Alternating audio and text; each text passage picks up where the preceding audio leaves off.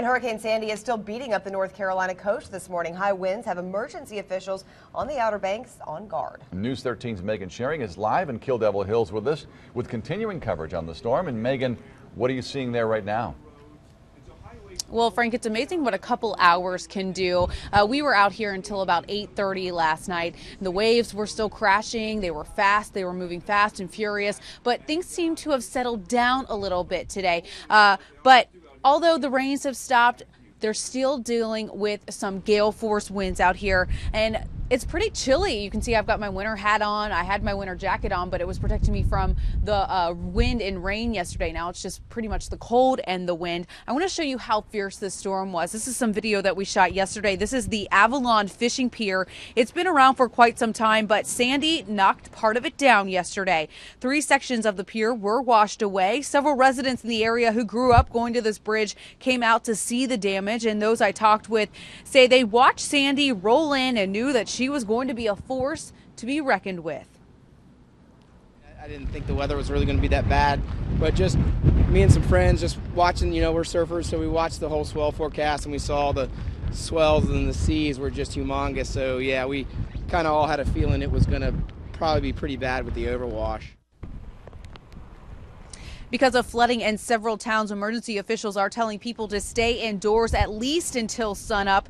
This is a look at Kitty Hawk. We're told that there is at least 4 feet of water on the roads there. Officials are going to pay close attention to the ocean today. High tide is about 8:30, and that may be an indicator of whether or not any folks here will see additional flooding in their towns. Reporting live from Kill Devil Hills this morning, Megan Shearing, News 13.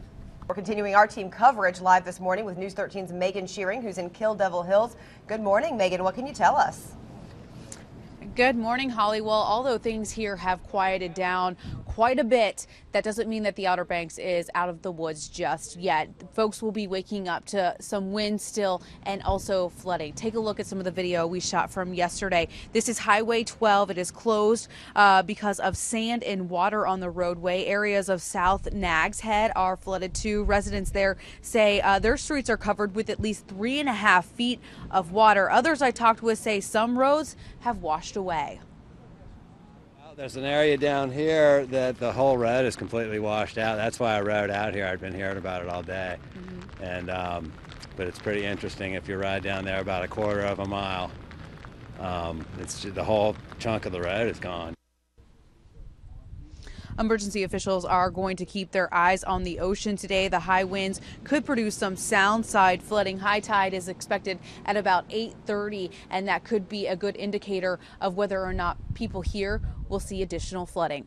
Reporting live in Kill Devil Hills this morning, Megan Shearing, News 13.